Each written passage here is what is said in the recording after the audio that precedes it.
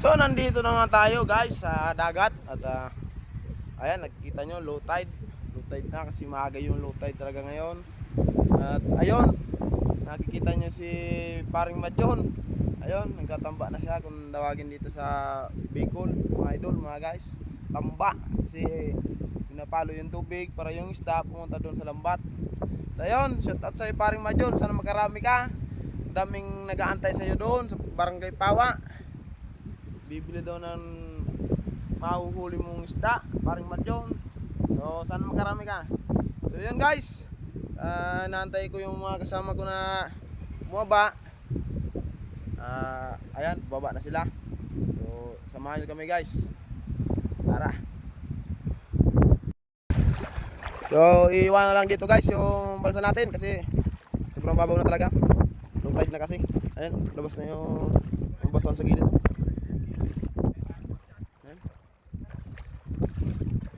So hanggang dito lang yung balsa natin. Maglalakad na lang tayo doon.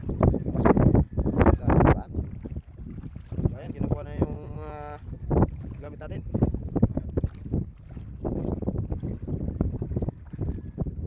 Ayan, lalagyan ni Bayo yung angkla o pundo para hindi madala ng tubig yung balsa natin papalayo.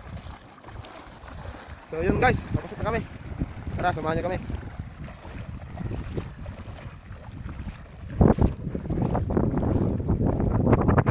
Yo.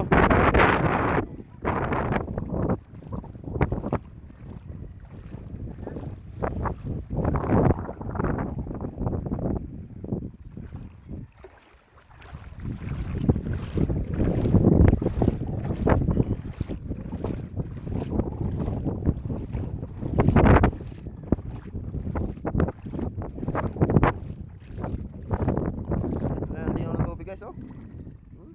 Napakalinaw.